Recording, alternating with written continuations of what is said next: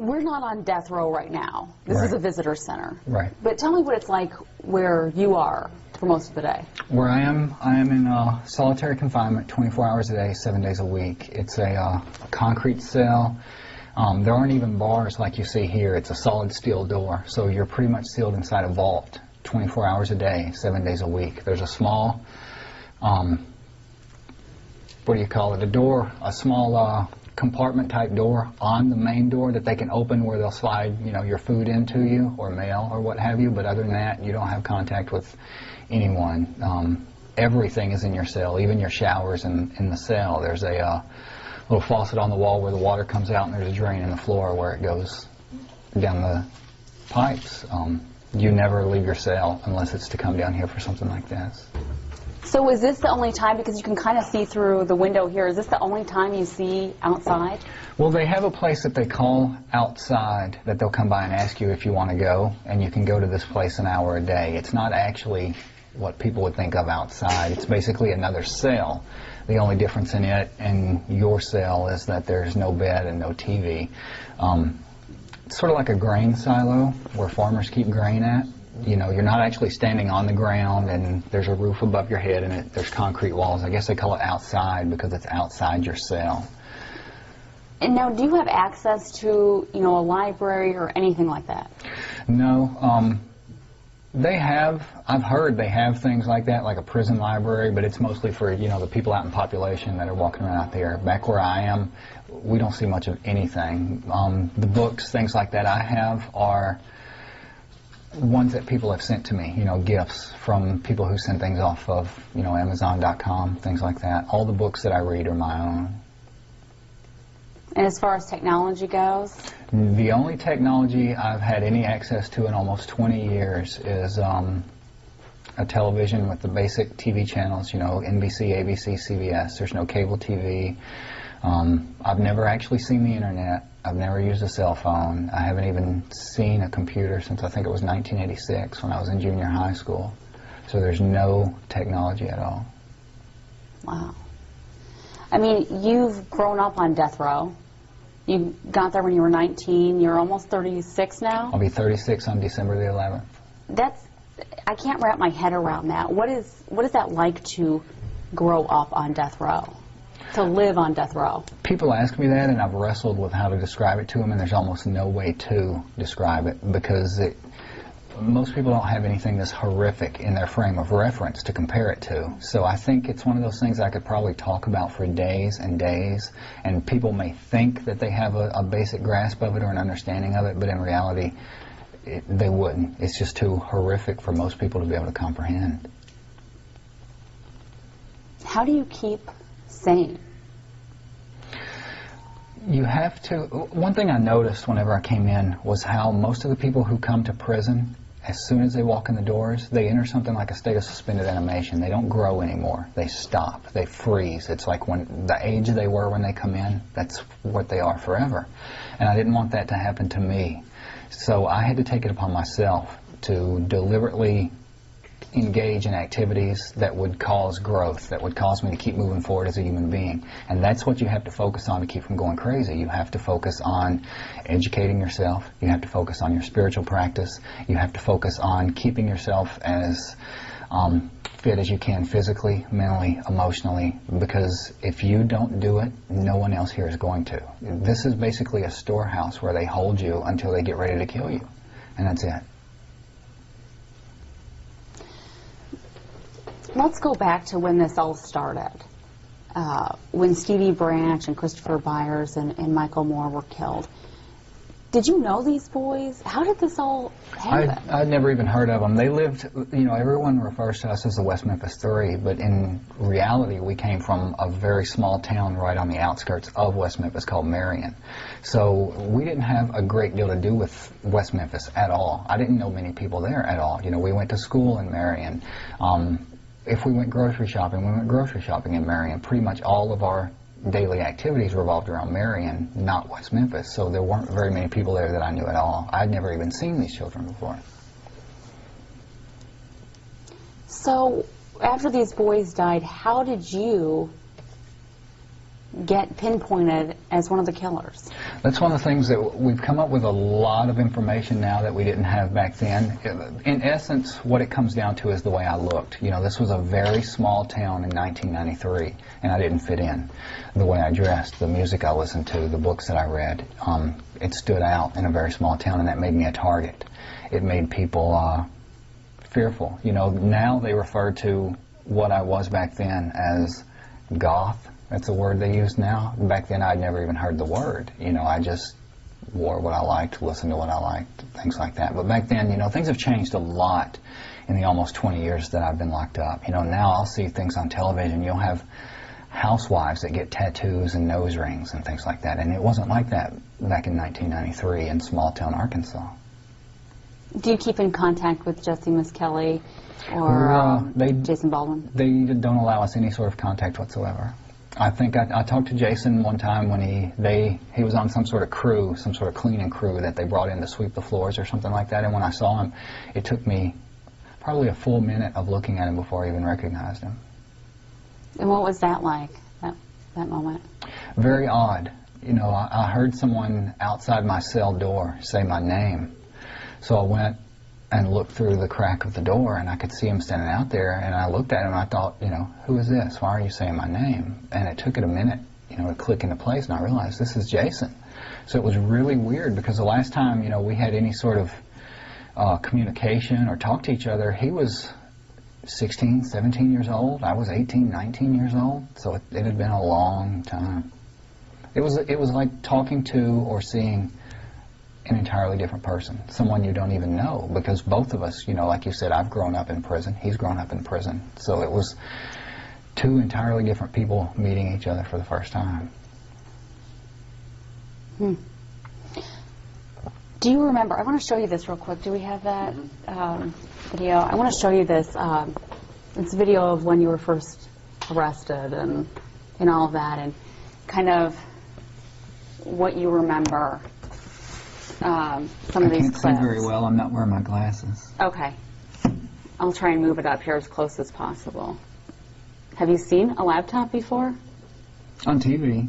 I've never seen one like this. I don't think they've ever allowed anyone to bring one in before. Oh. Well, let's play this while we can then, I guess. What do you think looking at this clip? Do you remember this? I remember this just because I've seen it so many times. You know, on the local news, just about any time they do a story on this case, this is the footage that they show over and over and over again. It also reminds me, is this from news footage or is this Paradise Lost? This is from news footage, I believe. I tried to watch the first Paradise Lost.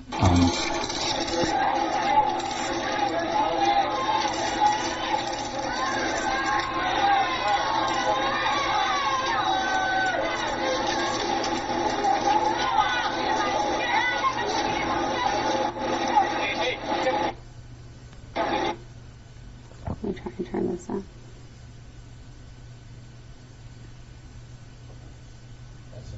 So, okay. It's really hard to watch stuff like that for me. It reminds me, I tried to watch the very first Paradise Lost film a few years after it came out. My attorneys actually got a court order. They asked the judge if they would bring it in and show it to me, just so I would know what was going on in the case. And I made it about maybe not quite halfway through the first one. I haven't seen any of the second one, and I couldn't watch it, because things like that, to me, watching it is the only thing I can compare it to is when, like, you have Vietnam vets that talk about having flashbacks. Whenever I see something like that, it's literally, it feels like being there again. And I can understand why that footage and why those documentaries had the effect it did, you know, the lasting effect on people, because it really was like being there in the courtroom again. I watched about half of it, and I didn't know if I should laugh or if I should cry or what, and it was too much. I couldn't take it. So I stopped after a little less than half of the first one, didn't watch any of the second one, and whenever I see things like that on the news, I tend not to pay attention to it. When you see that clip of you in court, you're kind of sitting back in your chair like that, what were you thinking then? Do you remember that day very clearly? That particular day, no. I mean, you're talking about something that's almost 20 years ago. Mm-hmm. take that into account, the fact that it was almost 20 years ago, plus the fact that whenever I was going through that, I was in so much shock and trauma. I had just had my entire life and my entire world destroyed. Every single thing that I knew had been completely ripped to shreds. And there's no way to express to people the psychological impact and the emotional impact that stuff like that has on you. You're scared to death, you're angry, and you're numb all at the same time. There's no way most people will be able to understand what it's like. And I asked you earlier, you know, how do you keep sane in your cell on death row? But the fact is, before this trial, you spent time in a mental institution. I did when I was younger for depression. And that was what led the cops initially to start focusing on me, is because there used to be this cop named Jerry Driver who, he was like a juvenile officer, and I had run-ins with him over and over and over again. And part of the reason is because he used to come through our neighborhood and pick up teenage boys and tell them, unless they gave him oral sex, he was going to take them to jail, press charges against them. He did this. Now, he finally served prison time for some sort of corruption charge in Florida. I don't know what it was, but a lot of that wasn't known back then. So this guy had a problem with me. Anytime he could, since I wouldn't bow down to him, he would do anything he could to make my life a living hell. And one of those things was to have me put in a mental institution. There's been some new developments, some big developments in your case, and the fact that you're getting a new hearing. What are your thoughts on that? Just that it's been a long time coming. You know, I'm looking forward to it in a lot of ways. Just because it's the first time we'll ever be able to put on a lot of this evidence that no one has ever heard before, and it's that it's that feeling of finally being able to say, "See, I told you. This is what I've been trying to tell you." But it's also, there's a nerve-wracking aspect to it of just, you know, having to go through this again. So it's kind of a mixed bag, I guess. This new hearing could result in a new trial. How confident are you that you'll get a new trial, or are you? I'm absolutely 100% confident that whenever they see the stuff that we have now, there'll be a new trial. And that's one of the reasons, you know, after the Arkansas Supreme Court came back and ruled that there was going to be a hearing, my attorneys asked the prosecutors, why don't you just join with us now in asking that we go ahead and have the trial? Because basically what this hearing is going to be is a trial. You know, all the evidence will be presented, all the witnesses will be presented. The only difference is it'll all be in front of a judge instead of a jury. So it doesn't make a great deal of sense to have to go through the entire thing twice. So we're asking, why don't we just go ahead and do it right the first time? If you get a new trial, that could set you free. Right. Have you really thought about that? I try to, but like I say, I've been locked up for almost 20 years now. So in a lot of ways, it's impossible for me to even imagine what that means now. You know, like I said, it's a different world out there now. I'd never even seen the internet before. I've never seen anything, you know, like that close up in person before. That sort of thing didn't exist when I was out there. So to walk out these gates now would be like walking into a science fiction novel in a lot of ways for me. And there's a lot of coulds. And you may not get a new trial. Or you could get a new trial and the jury could come back with another guilty verdict. Could you handle that? I've been through an absolute hell for 17 and a half years. I have been tortured in just about every way a human being can be tortured at one way or another. You don't have any choice but to handle these things. It's not like you can say, I quit, I'm going home. You have to keep getting back up. It's the only thing you can do. Do you have any communication with any other, or do you see any other inmates? I mean, do you have any kind of contact with anybody else? There's nothing like conversations or anything like that. I'll see people from time to time, you know, if they're bringing someone past my door. Like I said a while ago, they brought Jason in one time to sweep the floor, and I could see him through the crack of the door. But it's nothing like, you know, sitting down like we're talking right now. There's nothing like that, no. How often do you get visitors? Once a week. We're allowed one visit a week for 3 hours. And most of the time, All of the time, it's Lori. It's Lori. Yeah. Let's talk about that because you're married. Right. I've been married since '99. We've been together for about 15 years now. She's done more work on this case than probably all the lawyers, investigators, and everyone else combined. People might wonder, how does somebody on death row get a wife, a very pretty wife, who's fighting for your life, quite possibly harder than she would fight for her own? How does that happen? I don't know how it happens to people on death row. You know, I can only speak from my own personal experience, my life. And the only thing I can tell you is I was blessed by God. In a lot of ways, there's been tremendous amounts of tragedy come from this situation, but there has also been tremendous amounts of beauty come from this situation. And that's one of those things in my life that has brought a tremendous amount of beauty and a tremendous amount of joy. In a lot of ways, this situation has been, it's forced us into a place that most people don't have to go. You know, whenever you're married to someone out there, you have a lot of things that you take for granted. Things like physical intimacy, things like coming home to the person you're married to every night. You don't have that in a situation like this, so it forces you to grow together psychologically and emotionally. You have to find other means of connecting, other ways of being together. How did you guys meet? She lived in New York at the time, and they had a small screening of the first Paradise Lost film at a small art house theater in New York, and she saw it and wrote me a letter, and it went from there. And so where do you get married? Here, well, they moved death row to this prison about, time gets weird in here, somewhere between 5 and 7 years ago. Before that, we were at another prison, so we just got married in the visitation area over at the other prison. As far as I know, we've been so far the only Buddhist wedding ceremony in the Arkansas prison system history. And you have a ring. Yes. And she has a ring. Yes. And did she have to go out and get those then? Yeah. She had to do pretty much everything, you know, go out and get the marriage license and all of that. Talk about the rest of your family.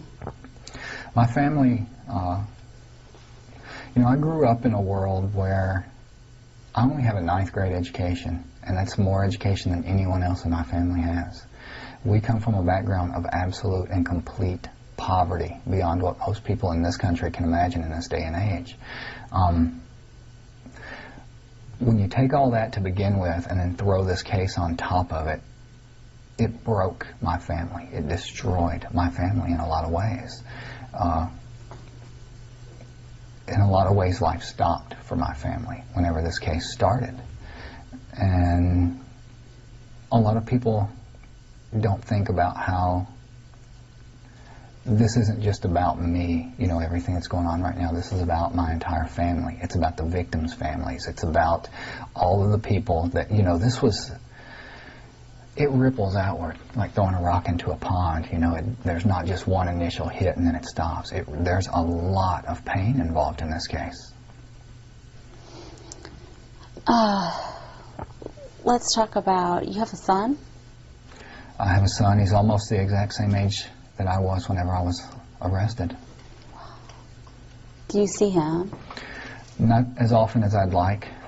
He lives far away from here. We try to keep him as distant from this case as we possibly can, just so he has some semblance of a normal life, which, you know, it's still going to leak in ways whenever you have to explain, you know, why is your father not here. But that's one of the things that you have to train yourself to not look at the negative aspects of, because if I start focusing on things and concentrating on things like the fact that I missed his entire childhood. You know, all the things that I loved so much whenever I was a kid, I never got to take him trick-or-treating. I never got to play Santa Claus for him. We've never had a single Thanksgiving together. And he's an adult now. He's grown. He's almost the same age I was whenever I was arrested. And those are the kind of things that, if you let them, they plant seeds of bitterness in your heart. And I can't afford for that to happen in here, because you're already in an external sort of hell, but if you start focusing on that, then it makes it internal too. You said he's almost the same age. He's 17. You said your son is almost the same age as you were. Exactly. When you were convicted. Exactly. What do you think about when you look at him and then look at where you are now? It's hard for me to comprehend things like that, you know. It's one of those things that you wrestle with, just trying to figure out, where did all this time go? You know, what happened? It's crazy. It's crazy. What do you think about all the celebrities that have gotten involved in this? Eddie Vedder, Johnny Depp, the Dixie Chicks. Do you have any contact? Have you ever had any contact with them personally? Mm-hmm. You know, that's one of the things people talk about. You know, they ask a lot of questions about the celebrity aspect of the case, and for me, it's not really about that. I don't experience a lot of that because I'm in here, like I said, 24 hours a day. To me, you know, when... Do you even know them as celebrities? I mean, well, that's kind of what it's hard. Eddie Vedder, you know, when Eddie comes here, we'll sit here and we're talking about baseball and we're eating M&Ms. You don't equate that with the person you hear come on the radio sometimes. You know, it's almost like two different people in a lot of ways. So Eddie Vedder comes to visit you here? Mm-hmm. How often?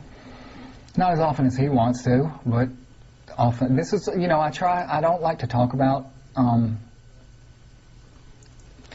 these people have people chasing them constantly, focusing on them, you know, trying to take pictures of them, trying to ask them questions. So I try to be as respectful as I can about their personal lives, and you know, the last thing they need is to show up here and have, you know, people waiting to take pictures of them outside the front gate or something, so I don't talk about it a lot. But that means a lot to you to have those kinds of people come visit.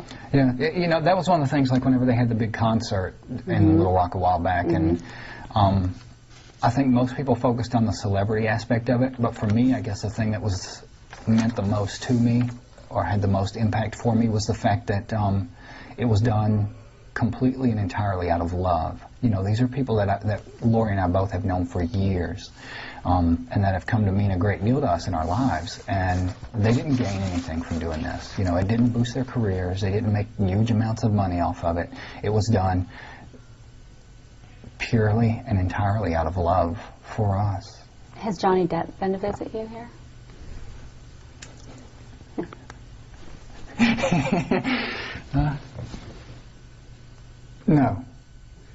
No.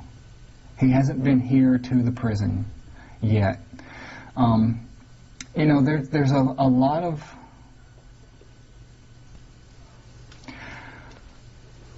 It's hard to describe in a lot of ways. You know, another person that's been with us for a long time is Henry Rollins.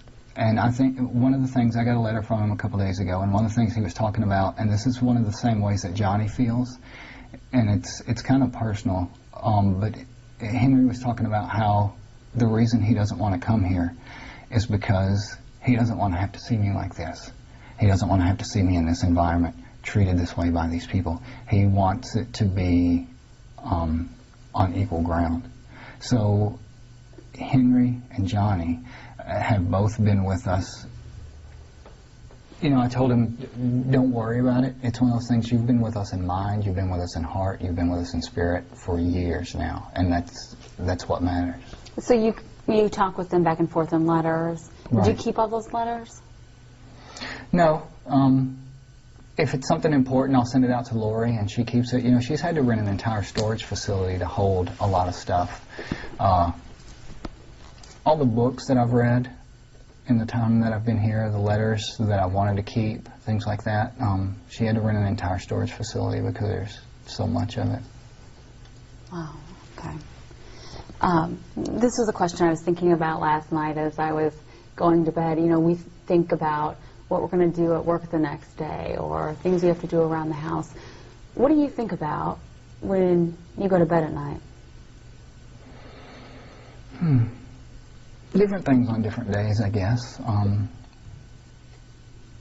A lot of what consumes my time here, and this is what I focus on most of the time, to the point where, you know, people think that I'm probably obsessed, sitting around thinking about the fact that I'm in prison all the time, and I'm not really. I have things that I work on, things I think about, things I do, and one of the things that's been extremely therapeutic for me and that has allowed me to survive in here through all these years is my spiritual practice. So that's what I'm focusing on most of the time. You know, I've had to learn things. Just one example, back when I first came into the prison, the guards, I guess they decided they were going to throw me a welcome to the neighborhood party, so they put a knife in my cell and carried me back to the part of the prison they called a hole, where for the next 3 weeks they beat me, they starved me, and they tortured me in just about every way you can torture a human being. They beat me so bad I pissed blood. One of the things they did is they messed up my teeth. They caused a lot of damage in my teeth. Well, in prison there are no root canals, there are no crowns, there are no caps. I was in more pain than most people can imagine. Imagine the absolute worst toothache you've ever had in your life, and then imagine it multiplied by 10, and then imagining it lasting for years. Well, there was nothing I could do. You know, they told me, deal with the pain as long as you can, and then when you can't take it anymore, we'll pull your teeth out. I didn't want to live with no teeth. I didn't want to have to come and face my family with no teeth because I was beaten by a bunch of prison guards. So I had to learn things like Reiki, Qigong, therapeutic touch, you know, different types of meditation that allows you to deal with pain and physical illness and ailments. And this was in what facility, your original facility? That was in the one over there, yeah. You have teeth now. Exactly. It's allowed me to, these practices has allowed me to deal with the pain and keep it at bay enough to hold out. And in a way, it's actually brought a huge blessing into my life, because it forced me to explore new techniques and new forms of meditation and practice that I would have never had or never even thought of otherwise. It's a miracle in a lot of ways. Do you remember your first day on death row, literally walking to your cell? Yes, and one of the things that sticks out in my mind about it so much was the fact that whenever they first brought me in, the first thing they did was, there was some guard barking at me, you know, your number is 931, remember it. And I happened to look over at the clock, and it was exactly 9:31 at night. So, you know, you're already in shock and traumatized and everything else, and I thought, well, you know, your number must be what time you arrive here. And that's what you remember about your first day on death row? I arrived at 9:31 at night. What scares you the most? I don't know.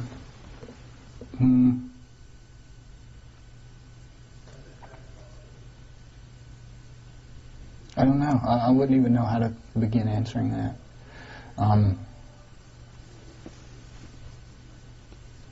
I think that's the same thing that scares most people, and you know, I think the obvious answer that most people would expect to hear is death.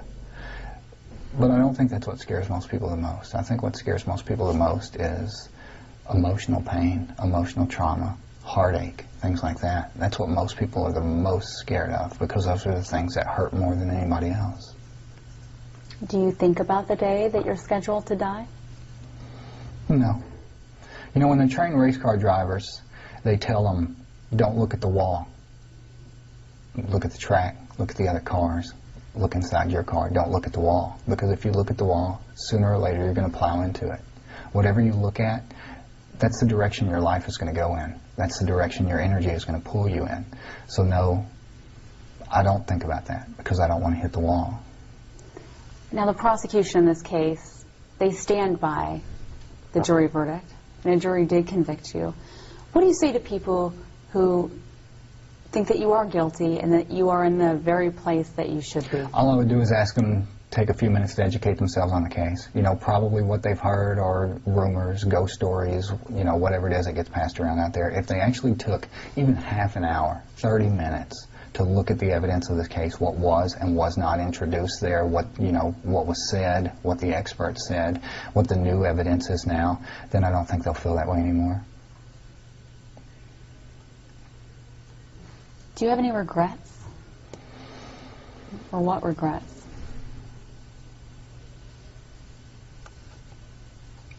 Nothing major, I don't think. Nothing big, Mostly it's things I don't have any control over. Like, for example, just wishing I could have been a bigger part of my son's life. Things like that, things that I don't have any way of having any control over at all. And you said you're Buddhist, right? I don't really classify myself as anything. I have received ordination in Rinzai Zen, which is the tradition of Japanese Buddhism that used to train the samurai. How do you do that? How do you get that? Whenever I first came into death row, there was another guy here that was a Buddhist. He eventually was ordained a priest before they executed him. Whenever they're executed, the only person you're allowed to have there is your spiritual advisor. His spiritual advisor was his Zen master. After his execution, they allowed his Zen master to come through death row and just talk to the guys there, tell them, how everything happened, how it went, things like that. He and I started corresponding. Eventually, when I received the ordination, that was in 97, 98, somewhere in that area. The Zen master who did it traveled all the way from Japan to come and do the ceremony. And he didn't speak English, so everything had to be done through an interpreter, through a translator, and it was done in the visitation area of the prison. You mentioned this guy that had been executed. I imagine you've been here long enough that other people have been executed since you've been here. I've lost count. There's been somewhere between 25 and 30 people executed in the time I've been here. What is that day like for you when someone's executed? Extremely bizarre and surreal. It's weird, the things that stick out in your mind, but for example, the only time you ever have fried chicken in prison is whenever they execute someone. And I haven't figured out if that's to pacify you or if it's almost like a taunt or something, I don't know. But that's one of the weird things that sticks out in your mind, just the fact that whenever you eat that day, the meal that you're eating is because someone was put to death. And it's hard to wrestle with things like that. People have asked me, do you think there are other innocent people on death row? And I said, this was one of the things I wrote about in one of the journal entries. I said, yeah, I think there were 3. There are 2 now because they executed one. And that's even harder whenever you see them execute someone that you know is innocent. Who is that? I don't want to say his name. There were a lot of extenuating circumstances. He basically didn't fight the execution because he said he knew who it was who had committed the crime, and he thought it was better that they kill him than kill the person who did it, so he didn't. He never said, and if he didn't say, then it's none of my business. We have the holidays coming up. You have a birthday coming up. What are those days like for you? Good and bad. Good just because this is a time of year that I've always absolutely loved the most. I absolutely love Christmas, Halloween, Thanksgiving, everything in this area. And I still to this day watch things on TV that I've never missed. Things like It's the Great Pumpkin, Charlie Brown, or those Christmas cartoons that they show every year. I always watch those just for that sense of nostalgia. And in here, there are no holidays. Every day is just like the one before. You have to focus on those things in order to experience some of that holiday energy, if you want to have anything at all. A lot of people here shut it out. They don't want to be reminded of it. To them, it's just additional pain. To me, it's something that, even though I'm in here, there's no Christmas trees, there are no presents, there's no eggnog. I still love it But then you have the painful aspect of it, of course, of everything you're missing. You know, your family's going through another Christmas without you being there, and you're going to wake up on Christmas morning still in the same prison cell where you spent almost 20 years. So that's hard. But I still love this time of year. You mentioned that you get to watch TV. It's not cable, just Right. basic. No, it's the basic channels, just NBC, ABC, CBS, Fox. What do you like to watch? I don't watch a lot of TV. There's very few things on TV that hold my attention. Mostly news. I watch the news a lot. One of the things that I watch it for that I never miss, and it probably sounds crazy, but it's the weather. And maybe that's just for the fact that I don't get to experience it firsthand, so at least I like to look at it and think about it, you know, the rise and fall of the temperatures as the seasons change, things like that. I love that stuff. There aren't a lot of shows on TV that I can force myself to sit through. You mentioned